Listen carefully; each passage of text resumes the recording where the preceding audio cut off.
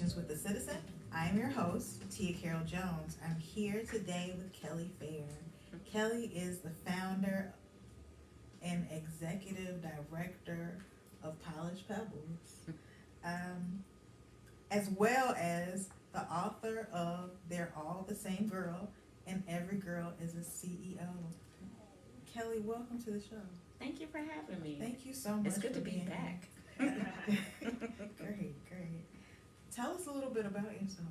Sure. So I am a native Chicagoan.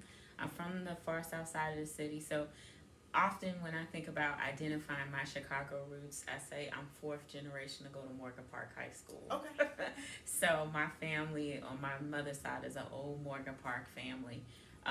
But by training and professionally, I've been in education for over 20 years. I'm a trained speech pathologist. I've worked and managed college prep programs at Christ Universal Temple. Another one that old schoolers may know, I'm a Johnny Coleman baby. Oh, okay. For those who know Christ Universal Temple. But when it comes to education, I used to manage national marketing for a couple of literacy divisions with McGraw-Hill Textbook Publishing Company. And I was like a little junior executive, not far out of grad school, loved and liked my corporate credit card and what we were learning and doing, but I missed having more of a direct impact on young people from communities like I grew up with, and things and volunteer opportunities with mentoring that I had prior to my corporate career. So I didn't know what the next step would be, but I said, I think it's time to do something different. And just have been inspired by a mentor of mine who taught me a lot about community work, girls work, and left my corporate job and took a part-time job as a bank teller and was thinking about this thing, Polished Pebbles, and it was kind of born there, and I started just my own kind of community-based girls mentoring program. And why did you want to start Polished Pebbles? So it goes back to that mentor who taught me a lot about doing work in communities, working with girls and with women. Her name was the Reverend Dr. Linda Shepherd. Okay. And she had been such an awesome mentor for me in my first job at Christ Universal Temple, managing the college prep program there. And just, sometimes as a woman, and I'm finding now at this stage in my life, you looking for somebody that gives you that of not only inspiration, but oh wow, she's kind of like me. Mm-hmm. And passionate about her professionalism, passionate about the community. And then Linda passed away suddenly in 2006 and caught us all off guard. And for a year or two, we were all just kind of searching on how do we keep some of the youth programs, some of the women's and the girls programs that she had initiated going. And so around that time, that's when I started thinking about Polished Pebbles and kind of almost to a degree in her legacy, and to keep the women that she had brought together connected. I started Polished Pebbles and basically transitioned those people over as mentors and said, let's get going. And we started with 2 girls. Two girls. Wow. Yeah. Wow. How does Polished Pebbles prepare girls for their future? So for me with Polished Pebbles, a lot of it as to the who, what, when, and where is our mission. So we focus on girls being great communicators at home, school, and the future workplace. So that future workplace influence is a personal one for me. I was a shy kid. I was really confident 3rd, 4th, and 5th grade. Loved to raise my hand in class. Loved school. Transferred to public schools in 6th grade, and my self-esteem took a nosedive. Okay. And that's not uncommon for girls from any background, any place.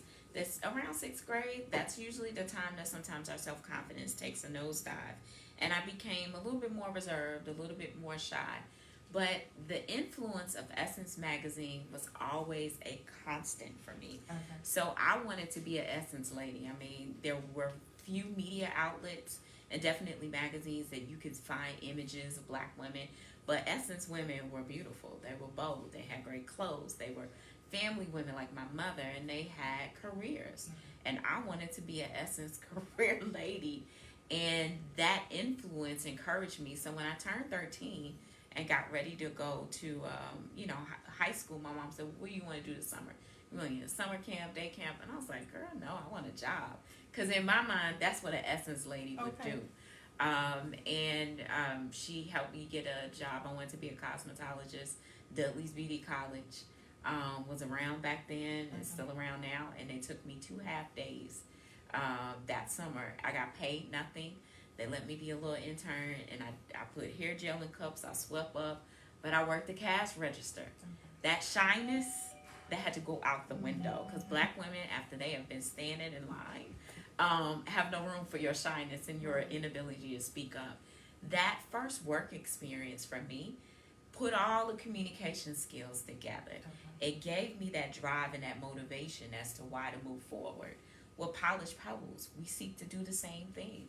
We create opportunities with various businesses that we partner with, whether it be Bloomingdale's, Microsoft, the Hyatt, engineering and construction firms, to give that first work experience to say, that's why you got to be a good communicator. That's why confidence is important. That's why you can't pop off on a girl sitting next to you, because we're going somewhere with this. Right. But if we don't close that hope gap that our girls have, where they don't see a lot of reflections sometimes in their day-to-day or the 4 to 6 block radius of opportunities or role models in that particular way, we seek to create those experiences and bring those people into their lives so that they can have hope as to why they're doing these things and where they're going. And we hope to equip them with the skills and the exploration experiences to give them that hope to push on and move forward and see themselves as CEOs.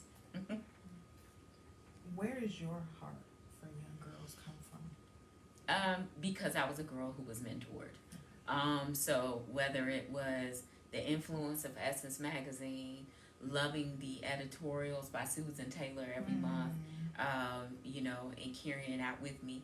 And then from that first job at Dudley's at 13, I had always been blessed to continue to work throughout high school and college and have strong female supervisors. And they mentored me. What are you wearing, Kelly? Do you know what polyester is? You need to wear polyester because it doesn't wrinkle in the summer. These were the things that they tell you. When you sit down, smooth your skirt under. Now, my mother had told me this, because when I started telling you stories, my mother was like, I told you to do that. And I know, but it's not the same when an outside person tells you. So these women embraced me. They mentored me. They groomed me.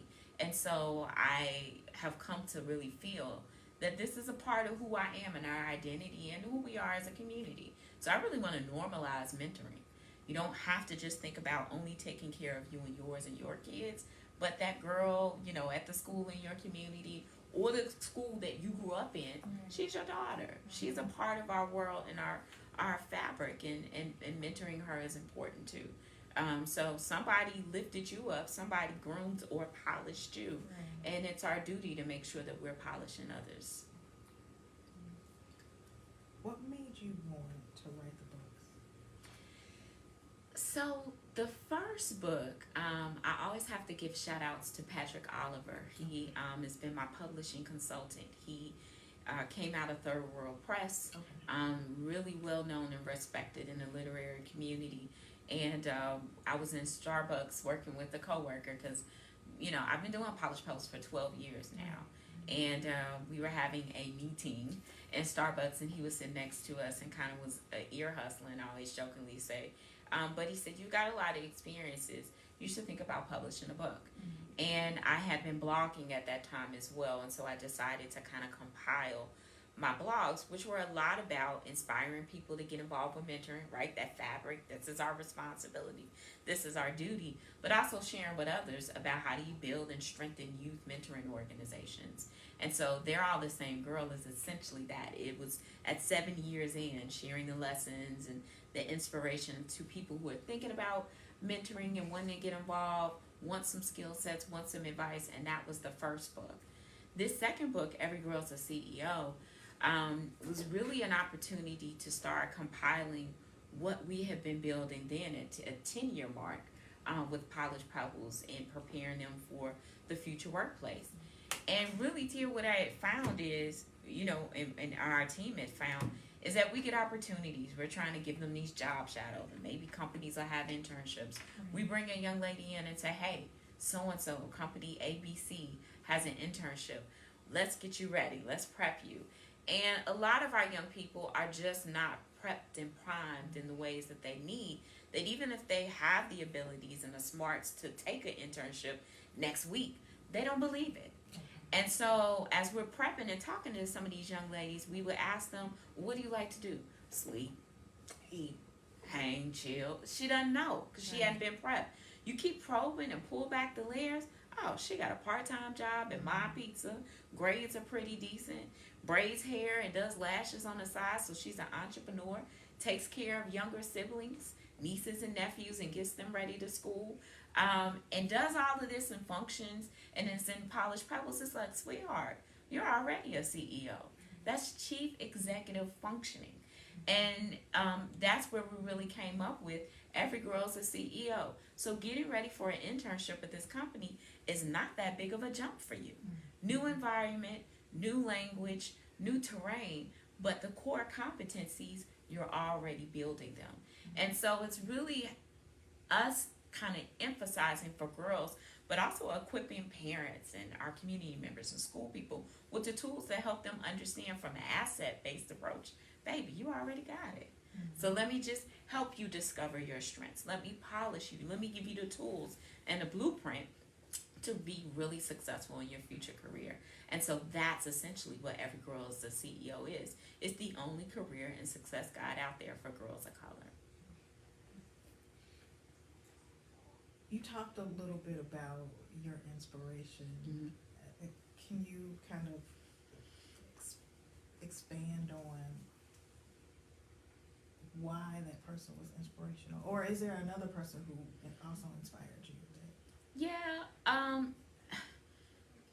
think there is inspiration all around us. Okay. I mean, so, Linda was inspirational for me, and I actually feature and talk about her in the book. I have a upfront section that talks about other non-traditional CEOs. Harriet Tubman, in my mind, is a CEO. If that ain't CEO functioning and leadership, I don't know what is.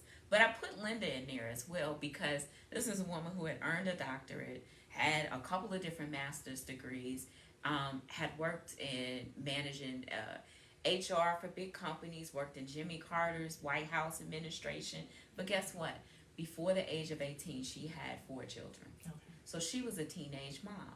So helping and presenting these profiles of successful women of color who may be traditional CEOs but may not be. And I love Linda because Linda showed the diversity of what authentically you can be as a black woman in leadership. So she can rock out with Jimmy Carter or corporate America and be in the White House, but you could find Linda on the weekend stepping in her favorite hole in the wall and eating chicken. That is the complexity and the diversity of who we are as a black woman. And I aspire to be that balance of, and I think that's a role model. That kind of image is what we need to share with our girls. Being a black woman means, yes, I have a bonnet, I got a do-rag, and I had it on to lay my hair down this morning as well. However, I took it off on the expressway at least 4 or 5 blocks before I got here because I have to own how people may react to me. Right. I have to take the responsibility of how I show up as a black woman because for some people they only see what they see on the news. They only see what they see in entertainment. But now I've got the opportunity that I can be transparent with girls and say, I got a bonnet too. I got a do-rag too. Right. But I can do business in the Gold Coast. Let me show you how. Oh, here's the pictures of when I was in China and South Africa, taking Polished Pebbles over there and doing business globally. I did all of that as a Southside girl. And so that's why, for me, Linda exhibits so much of what I want to be, and I know she inspired a lot of other women too. It's the diversity and the power that we have as black women to show up authentically as ourselves, which means I can pivot, I can be flexible, and I'm always the same Southside girl, but I just know how to polish it up for different environments and different contexts. So that's why she means a lot to me. What is PP Pink Hard Hats? I see you have it here. I do. So one of the things that we had, really kind of garnered, I think when we were at the 10-year mark, we had started partnering with a variety of different companies in different industries. You know, the retail industry, entertainment, hospitality industry, exposing girls to careers there too. And one of the things I think is important to being a strong nonprofit leader is to be very well versed on the trends. You have to understand your area, your field, and know what's going on in society. And so I had always kind of had some interest in exposing women, black women and girls, and brown women and girls too, because we serve both black and brown girls, to careers in the trades. But when it hit, I think it was at 2019, it said, hey, there will be 31 million jobs available in construction, and that they were starting to look at women. I said, well, why not look at black and brown women for these jobs as well? And so as I started talking to more people and you find connectivity, my congresswoman at the time was Robin Kelly, and has still been a great mentor and influence for me to this day. She, as she will lovingly say, her district is both urban, suburban, and rural. But within that, she's got manufacturing plants. She's got a lot of companies that are construction companies. And so she also was one of the co-chairs of the U.S. Congressional Caucus on Black Women and Girls. And so we decided to say, let's be very intentional about increasing the awareness, one, within our communities to girls and women, educators, families, community members, about these jobs as really great career opportunities to get faster to the middle class, and not have to only see the 4-year, post-secondary college option, and see some different opportunities. And then, especially after we're coming off this last year and we're going into Juneteenth, and there's been such a investment or demonstration of some commitment to diversity, equity, and inclusion, why not help increase the awareness with the companies in the industries about the importance of not just thinking about recruiting from minority communities, but specifically think about working with black women and girls, and brown women and girls as well. And so that's where Pink Heart Hats came from. So what does it look like? We bring in women and male allies from all of our different partners. That every girl in Polished Pebbles gets to participate in Women in Construction Week Pink Heart Hats panel, and learn about the different types of careers, from the skilled trades on up to some of the office positions. You want to be an attorney? Why not be an attorney at this construction company? There's, and letting them know the full diversity of opportunities that are there. So slowly and incrementally, we're doing that. They've got some job shadows coming up with some of these companies as well, and some internships too. So it's just being intentional about, being consistent and letting the community know, but also serving as that bridge for the industry and the community with girls about the importance of exposing them to these careers and doing it early. If they don't fall in love with math and science in 3rd through 4th and 5th grade, then sometimes to introduce that at a later age, it's a lot more challenging. So thinking about exposing girls to these opportunities at an earlier career, instead of thinking girls don't do that, it can be, girls can do that too. You sit on the U.S. Congressional Caucus for Black Women and Girls Task Force. How has that task force positively impacted Black women and girls? It's been dynamic. So Congresswoman Kelly is one of 3 co-chairs, and so with her other fellow co-chairs, there have been a variety of different events and conferences and webinars and that they've held across all the different issues and topics that are important and pertinent to Black women. Of course, healthcare issues, maternity issues, maternal health is important, of course, to the Congresswoman. Finance. We even did one conference one year where we talked about the importance of intergenerational relationships amongst Black women as well. So it's been this opportunity to just be consistent in providing services and raising the awareness about the topics and the issues that are impacting Black women. I think one of the most recent things, thinking about COVID, they did a survey as well to start identifying what Black women's feelings were about the vaccine, and in that way. The other thing that's happened most recently that I think is really impactful is that the Congresswoman and the caucus actually put out a report on Black women and girls as well, and got a variety of different stakeholders and Black female leadership from across the country to write about different topics. What topic did I talk about in the report? Of course, the importance of considering black girls and women for the construction industry. But I mean, it becomes that white paper piece that when you say, well, what are black women feeling? What are they dealing with?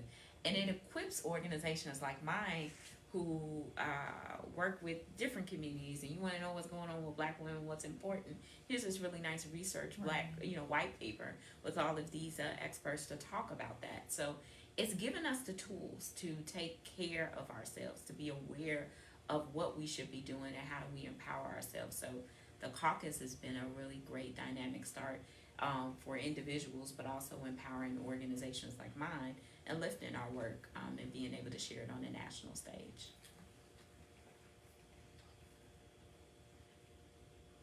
Throughout these years of mentoring black and brown girls, what have you learned they need the most? You know, I mentioned it and alluded to it a little bit earlier, and it's that hope gap. Mm-hmm. So when we talk about the challenges that women face in the country, all over the world, you know, there's the gender pay gap. We talk about that. There's the gender leadership gap where it comes into corporations, or even the gender leadership gap when it comes to elected officials as well. Our girls can't even get to begin to starting to take on those challenges with those gaps because they're facing the hope gap.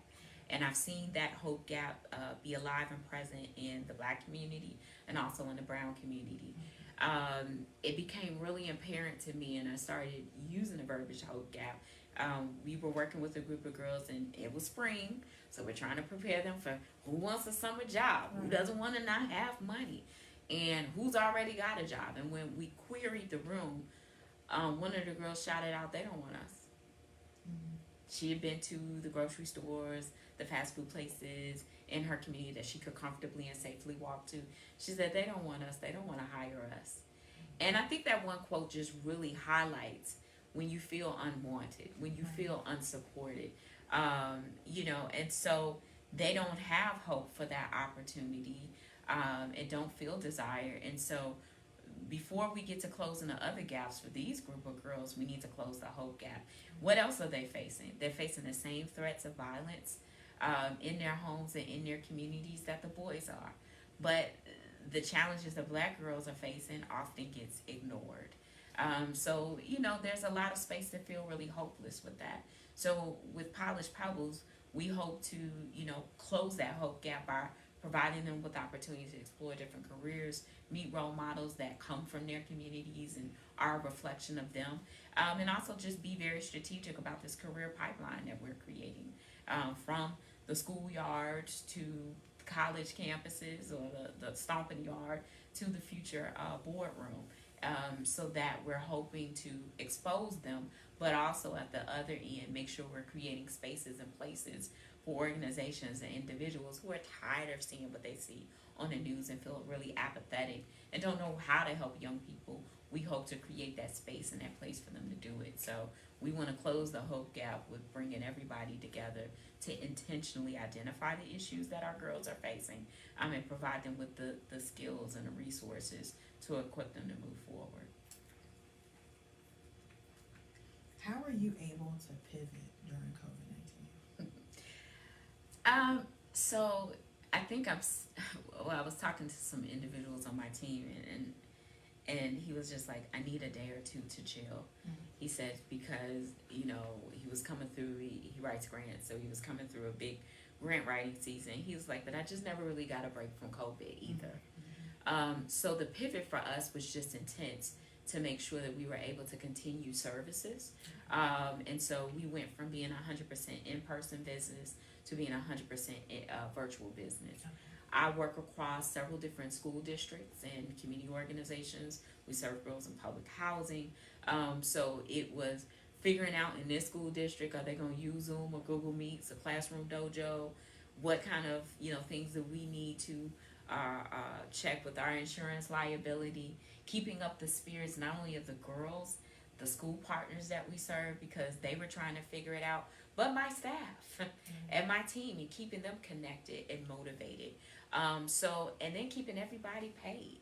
So I think often, and I think there needs to be a balance. We need to start having more conversations with community organization leaders, nonprofit leaders, because this work is hard and it can be exhausting. and nobody thinks about them often. Okay.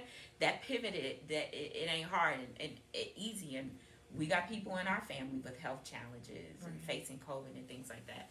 But we made sure we pivoted into the virtual format, no matter how much that cost changes here and there. And we got back to about 100% service delivery, with about 25 schools that we serve a year.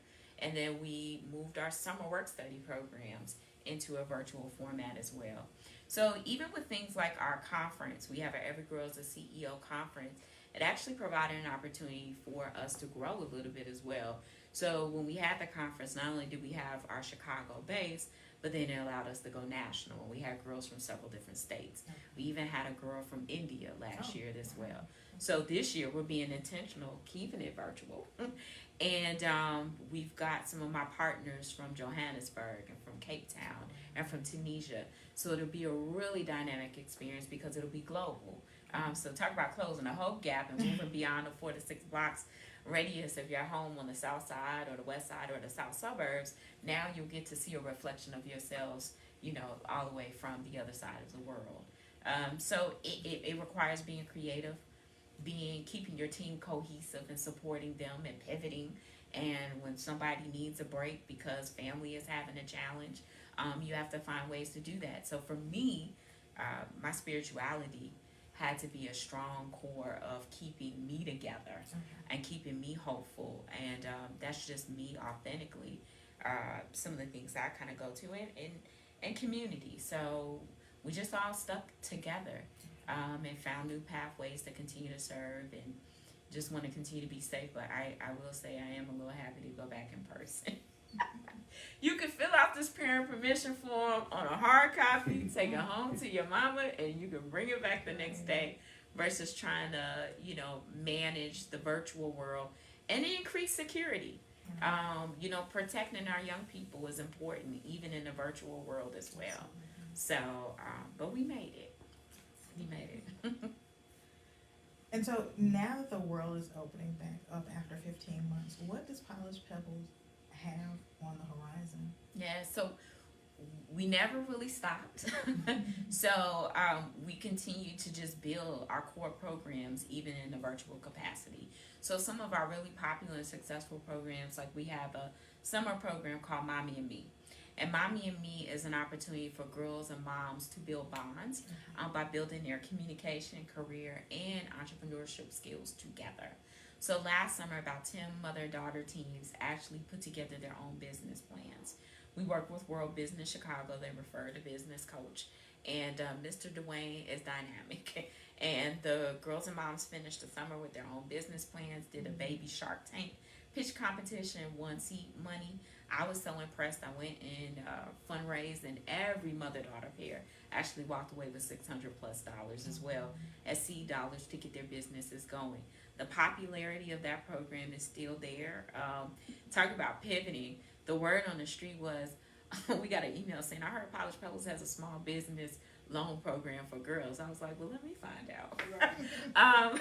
But we're continuing that program this summer. We actually expanded it to the south suburbs. That has been continued to live virtually, and we'll have a new cohort again this summer that will be doing the same thing there as well.